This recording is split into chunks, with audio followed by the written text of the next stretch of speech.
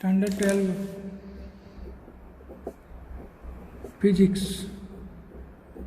Chapter 4 exercise ચાલુ છે આપણે ગણવાની, અને આજે આપણે 4.23 સુધી પહોંચ્યા છીએ. આજે 4.23 ગણીશું. 10 સેમી ત્રિજ્યાના નળાકાર વિસ્તારમાં 1.5 ટેસ્લા જેટલું નિયમિત ચુંબકીય ક્ષેત્ર છે, જેની દિશા તેની અક્ષને સમાંતર પૂર્વથી પશ્ચિમ તરફ છે. 7 એમ્પીયર વિદ્યુત પ્રવાહ ધારિત એક તાર આ વિસ્તારમાંથી ઉત્તરથી દક્ષિણ તરફ પસાર થાય છે. જો તાર આ અક્ષને છેદે તો, અને બીજા બે ઓપ્શન છે. એવી રીતે આપણે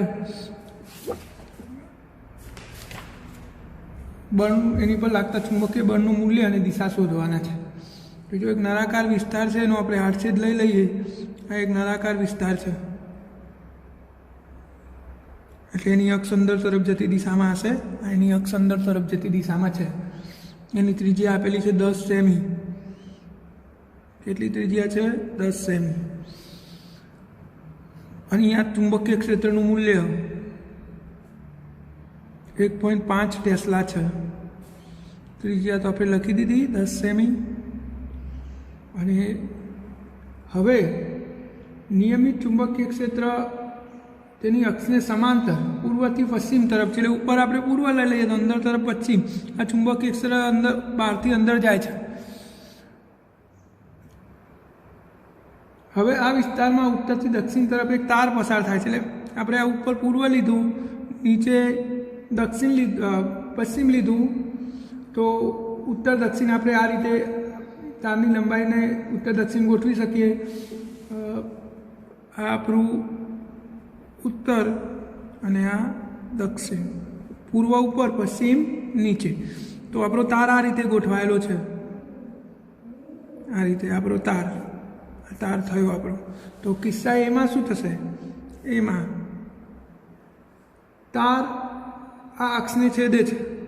તાર અક્ષને છેદે ત્યારે, એટલે અક્ષને છેદીને આ અક્ષ ઊભી છે અને તાર આમ એને છેદ્યો, તો ચુંબકીય ક્ષેત્ર અંદર તરફ, અહીંયા નિશાની કરું છું. અને આ તારની લંબાઈ કેટલી થઈ? તો તારની લંબાઈ, ચુંબકીય ક્ષેત્ર આટલા જ વિસ્તારમાં છે, નળાકારની બહાર નહીં, એટલે આપણે તારની લંબાઈ આટલી જ લઈ શકીએ. તારની લંબાઈ L બરાબર 2R થશે. આટલી ત્રિજ્યા થાય તો આખો વ્યાસ એટલે 2R. તો લંબાઈ L બરાબર 2 × 10, તો L બરાબર 20 સેમી થઈ લંબાઈ. હવે L અને B આપણે આની પર બળ શોધવાનું છે. તો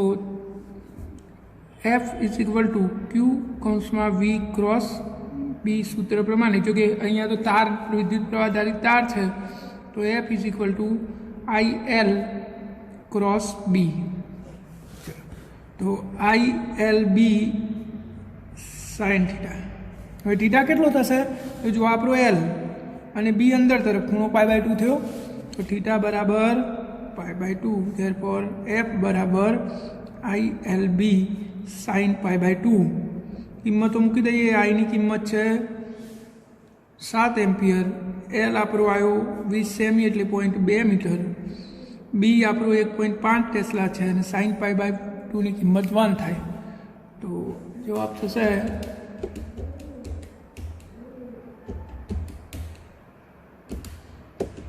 2.1 ન્યૂટન.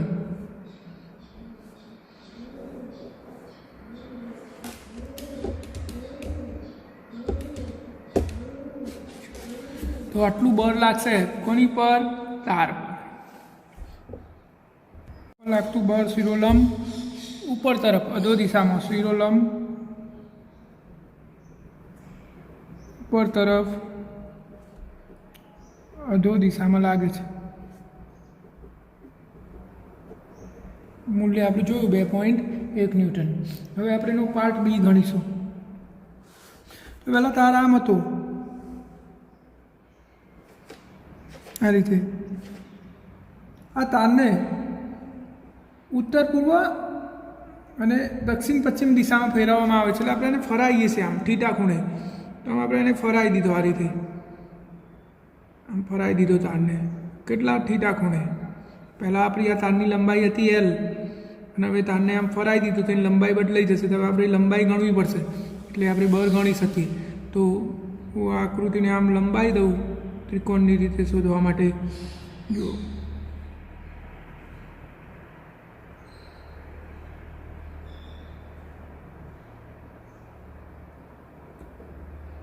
થીટા કોણી નમાયો એટલે થીટા તો આપણી લંબાઈ કેટલી હતી આ રીએ એલ હવે આ નવી લંબાઈ થઈ ગયા તાર આમ નમાયા પછી આટલું લાંબુ થઈ ગયું તો આ થીટા છે તો યુગ્મ કોણ પ્રમાણે આ થીટા થશે જો આ એલ છે તો આ એલ થાય આટલી લંબાઈ એલ થાય હવે આપણી આ નવી લંબાઈને હું એલ ડેશ કહી દઉં આટલી આખી તો ત્રિકોણમાં તમે સાઈન થીટા લાગુ પાડો તો સાઈન થીટા બરાબર શું થશે સામેની બાજુ ભાગ્યા કર્ણ એલ ડેશ તો એલ ડેશ બરાબર એલ અપોન સાઈન થીટા તો આપણે આ તારામ હતો એ નામ આપણે થીટા કોને નમાઈ દીધો બરાબર આમ નમાવો કે આમ નમાવો કેટલા ખૂણે નમાયો થીટા ખૂણે તો આટલી લંબાઈ થઈ ગઈ એલ ડેશ હવે એલ ડેશ શોધવા માટે આપણે શું કર્યું આ યુગ્મકોણ પ્રમાણે આ થીટા છે તો આ થીટા થાય એટલે આપણે આ ત્રિકોણમાં સાઈન થીટા લાગુ પાડ્યું તો સાઈન થીટા બરાબર સામેની બાજુ ભાગ્યા કર્ણ તો એલ અપોન એલ ડેશ બરાબર એલ સાઈન થીટા તો બર એફ બરાબર I L dash B sine theta I L B sine theta સૂત્ર પ્રમાણે એલ ડેશની કિંમત મૂકી દઈએ તો આઈ બી એલ ડેશની કિંમત શું છે એલ અપોન સાઈન થીટા અને આ સાઈન થીટા તો બાકી જ તો સાઈન થીટા કેન્સલ તો શું વધ્યું આઈ બી એલ અને આ તો આપણે હાલ જ શોધ્યું હતું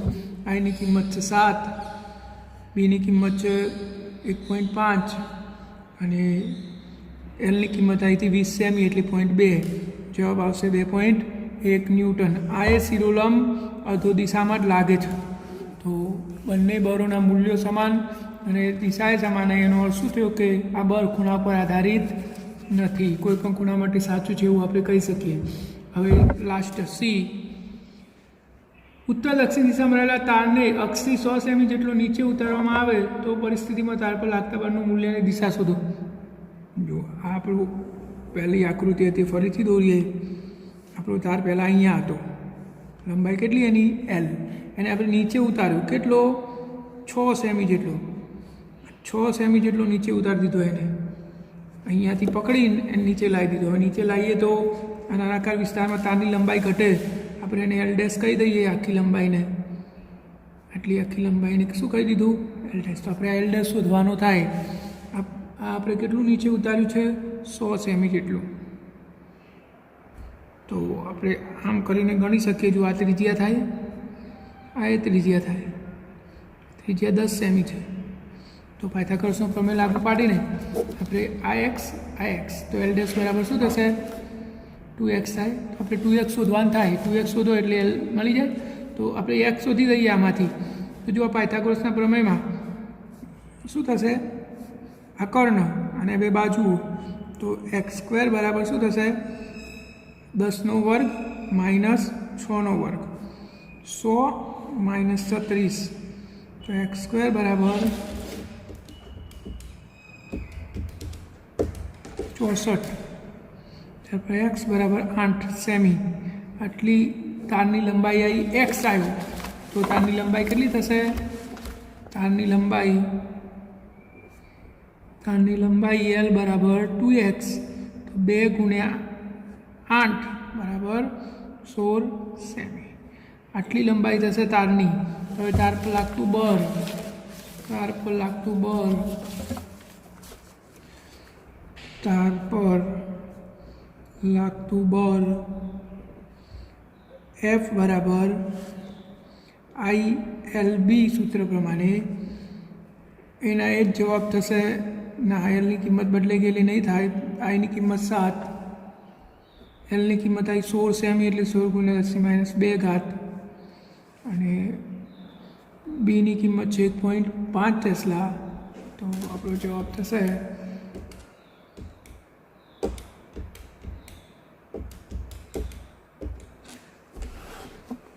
168 ગુણ્યા 10⁻2 ઘાત therefore 1.68 ન્યૂટન આટલું બળ લાગશે. તો ઓપ્શન સીનો જવાબ કેટલો આવ્યો? 1.68 ન્યૂટન. હવે કઈ બાજુ લાગશે? આનું મૂલ્ય તમારે શોધવું હોય, એટલે કે દિશા શોધવી હોય તો એ કઈ તરફ લાગશે? તો શિરોલંબ નીચે તરફ. શિરોલંબ નીચે તરફ.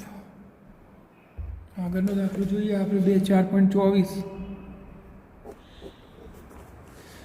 100 ગ્રોસ જેટલું નિયમિત ચુંબકીય ક્ષેત્ર ધન એક્સ દિશામાં ઉત્પન્ન કરેલું છે અને 10 સેમી અને 5 સેમી બાજુવાળા એક લંબચોરસ ગુંચરામાંથી 12 એમ્પીયર વિદ્યુત પ્રવાહ પસાર થાય છે.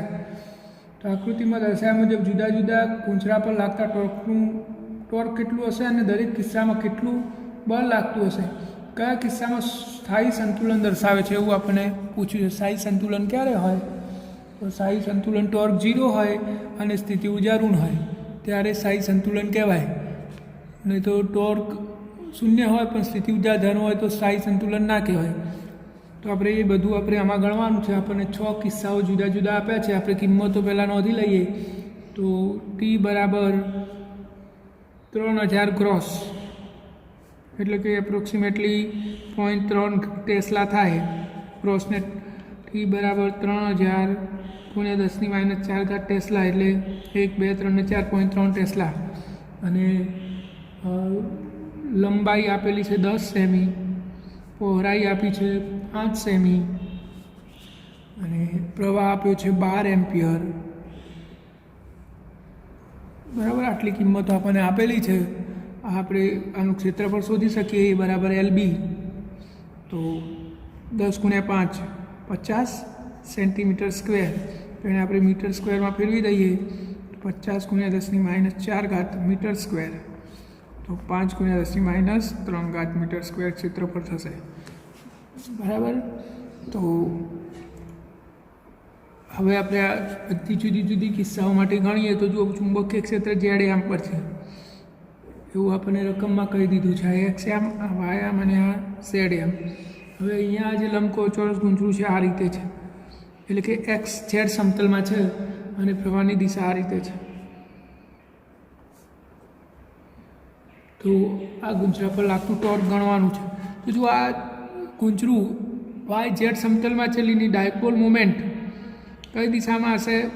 ઉપર તરફ, એટલે કે X અક્ષની દિશામાં. એમ કઈ દિશામાં હોય? ઉપર તરફ. પહેલાં તો ડાયપોલ મોમેન્ટ શોધી નાખીએ. તો ચુંબકીય ડાયપોલ મોમેન્ટ M બરાબર NIA સૂત્ર પ્રમાણે એક જ આંટો છે એટલે એની કિંમત 1. I કેટલો? 12 અને એ કેટલો? 5 × 10⁻⁴. તો 12 × 65 × 10⁻⁴. therefore 1 2 0.06 ampere metre square. આટલી ડાયપોલ મોમેન્ટ આવી. હવે ડાયપોલ મોમેન્ટની દિશા શું થશે? તો આ સમતલ YZ છે તો એની દિશા એને બિલકુલ લંબ, એટલે કે ઉપર તરફ. કઈ બાજુ? તો આમ ઉપર તરફ આવે છે આગળીઓ, તો ઉપર તરફ. અને ઉપર તરફ તો X અક્ષ છે એટલે શું થશે? M = 0.06 I cap ampere metre square. આટલી ડાયપોલ મોમેન્ટ આવી આ સ્થિતિમાં. તો હવે ટોર્ક MB sin θ. તો M કેટલો? 0.06. B કેટલો? B આપણને આપેલો છે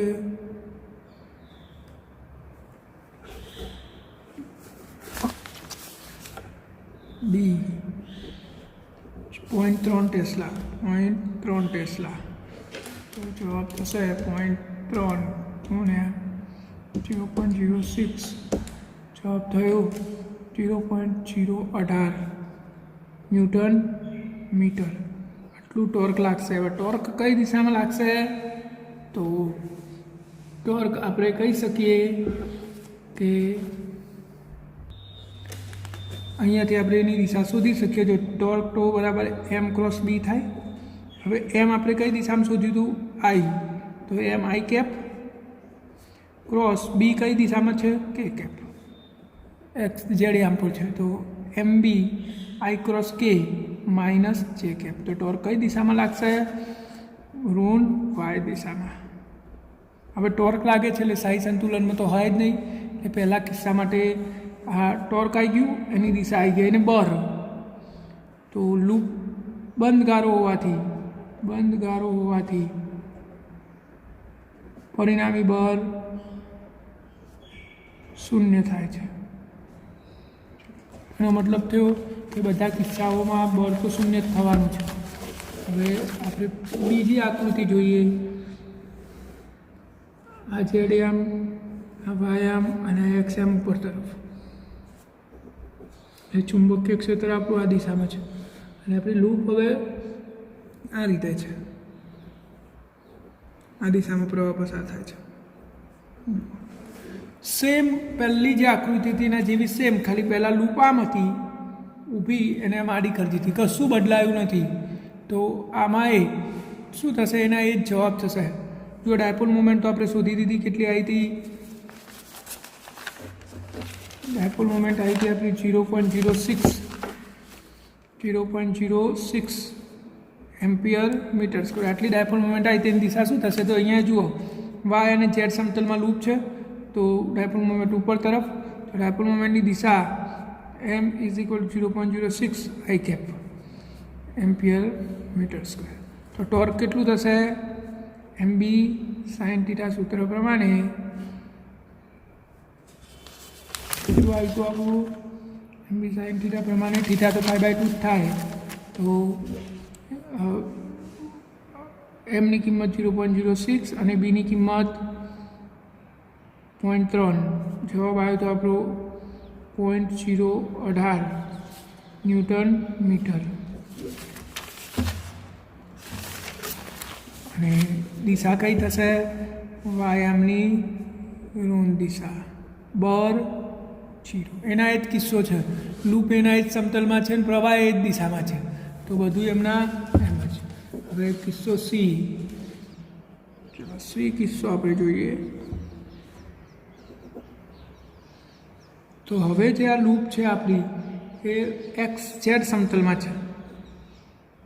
કયા સમતલમાં છે? એક્સ ઝેડ સમતલમાં. આ ઝેડ આમ, આ વાય આમ અને આ એક્સ આમ, આ સમતલમાં છે આપણી લૂપ. અને પ્રવાહ આમ જાય છે, પ્રવાહ આમ ફરે છે. તો આપણે ડાયપોલ મોમેન્ટ તો ખબર જ છે કેટલી છે, m = 0.06 એમ્પિયર મીટર સ્ક્વેર. હવે એની દિશા શોધવાની રહી ખાલી. તો આ લૂપમાં દિશા આમ તરફ થશે, એટલે કે વાયામની ઋણ દિશા તરફ થશે. તો m 0.06 - j કેપ. જુઓ, એક્સ ઝેડ સમતલમાં ચલી લેલા, એટલે વાયામ પર તો હશે જ. અને પ્રવાહની દિશા આમ હોવાથી સમઘટી દિશામાં છે, જુઓ પ્રવાહ, એટલે એની દિશા આ તરફ હશે, એટલે કે વાયામની ઋણ દિશા તરફ હશે. તો આવી ગયું. તો હવે ટોર્ક = mb સૂત્ર પ્રમાણે કેટલું થશે? આર્યુ 0.06 × b 0.3, તો 0.018 ટેસ્લા ન્યૂટન મીટર. આટલું ટોર્ક થશે. હવે દિશા ટો = m × b, તો એમની દિશા - છે, બીની દિશા k કેપ, તો j × k i અને માઇનસ તો -i કેપ. તો ઋણ x દિશામાં બળ 0. તો અહીંયા ટોર્ક લાગે છે એટલે સંતુલિત અવસ્થા ગણી શકાય. આપણે આગળનો કિસ્સો જોઈએ. ડી જોઈએ.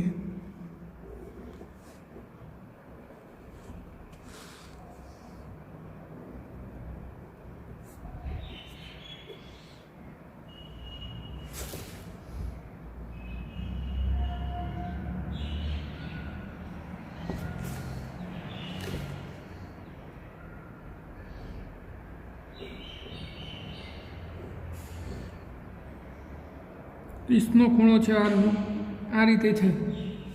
આ આપણું વાયામ, આ ઝેડ અને આ એક્સએમ. તો જો આ જે છે એ આ રીતે છે સમતલ, તો એનું ક્ષેત્રફળ સદિશ આમ હશે. એટલે આ બંને વચ્ચેનો ખૂણો તો π/2 જ થાય. તો આપણે એમની કિંમત તો જાણીએ છીએ 0.06 એમ્પિયર મીટર સ્ક્વેર. તો ટોર્ક શું થશે? MB સાઇન ખૂણો કેટલો કીધો આરોએ? 90. તો MB વધ્યું, ધેરફોર એમની કિંમત 0.06 અને બીની કિંમત 0.3. તો જવાબ થયો 0.018 ન્યૂટન મીટર. એના એ જ જવાબ. ટોર્ક એટલું એટલું જ આવશે. ખૂણો કેટલો થશે? તો 90 180 અને 60. આ રાય 30 છે એટલે પેલા 60, આ રાય 60 ને પેલા 180. એટલે એક્સ અક્ષની ધન દિશા સાથે એક્સ અક્ષની ધન દિશા સાથે 90 + 90 + આરોએ 30 છે એટલે આરોએ 60 + 60 બરાબર 240. તો એક્સ અક્ષની ધન દિશા સાથે 240ના ખૂણે ટોર્ક લાગતું હશે. તો આ એ સંતુલિત અવસ્થામાં નથી, કારણ કે ટોર્ક લાગે છે. હવે જોઈએ ઈ.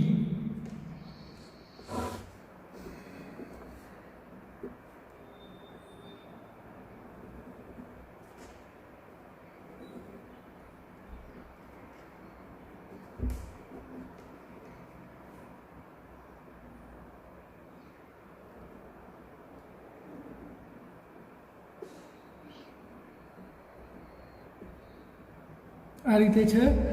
XY સમતલમાં છે આવેલું અને પ્રવાહ વિષમકડી દિશામાં છે. લૂપ કયા સમતલમાં છે? આપણો X, આ Y અને Z XY સમતલમાં છે. તો લૂપ એ XY સમતલમાં હોવાથી એનો ક્ષેત્રફળ સદિશ ઉપર તરફ જાય, એટલે કે Z એમમાં. તો આ તો બંને એક જ દિશામાં થઈ ગયા. તો ટોર્ક તો બરાબર MB સાઇન 0 થઈ ગયો થીટા. તો ટોર્ક કેટલું લાગશે? 0.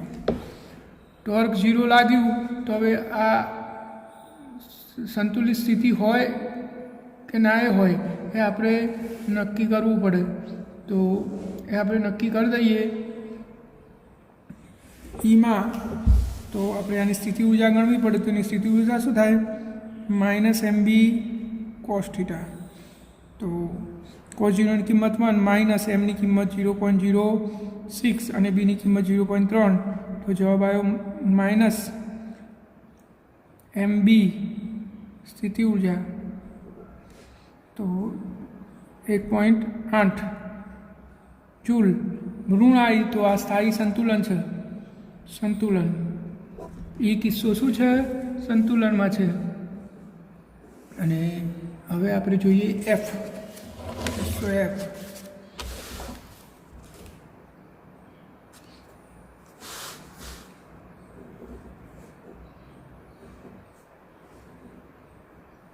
એના એ જ આકૃતિ છે, ખાલી પ્રવાહની દિશા ઉલટાઈ ગઈ. જુઓ, પહેલામાં પ્રવાહ વિષમકડી દિશામાં, તો આમાં સમકડી દિશામાં થઈ ગયું. XY સમતલમાં જ છે. ચુંબકીય ક્ષેત્ર Z યામ પર છે. તો આનો એક ક્ષેત્રફળ સદિશ આમ જશે, એટલે કે એમની દિશા ઉપર તરફ જશે. M 0.06 એમ્પિયર મીટર સ્ક્વેર છે. તો અહીંયા પણ થીટા બરાબર શું થઈ ગયું? 0. ટોર્ક ટો બરાબર MB સાઇન 0. તો ટોર્ક શું થઈ ગયું? 0. હવે સ્થિતિ ઊર્જા. સ્થિતિ ઊર્જા જો ફરીથી ઋણ આવે, U બરાબર -MB cos થીટા. તો -M થીટા કેટલો થશે? અહીંયા આપણે ભૂલ કરી. પહેલામાં સમકડી દિશામાં, વિષમકડી દિશામાં ઉપર તરફ આવ્યું તો આ નીચે તરફ આવે ને. તો થીટા કેટલો થશે? પાઈ. સાઇન પાઈની કિંમતે 0 જ થાય, પરંતુ અહીંયા કોસ પાઈ. તો -0.06 આની 0.3 અને પાઈની કિંમત -1. તો માઇનસ પ્લસ થઈ ગયું. જવાબ આવ્યો 0.018 જૂલ. ધન આવી તો આ સ્થાયી સંતુલનમાં નથી. સ્થિતિ ઊર્જા ઋણ આવે તો સંતુલનમાં કહેવાય. બાકીના કિસ્સામાં તો ટોર્ક લાગતું હતું એટલે સંતુલન હોય જ નહીં. આમાં બે કિસ્સામાં ટોર્ક નહીં લાગતું, પરંતુ એકમાં સ્થિતિ ઊર્જા ઋણ છે એટલે સંતુલનમાં છે, ને એકમાં સ્થિતિ ઊર્જા ધન છે એટલે સંતુલન કહી શકાય નહીં.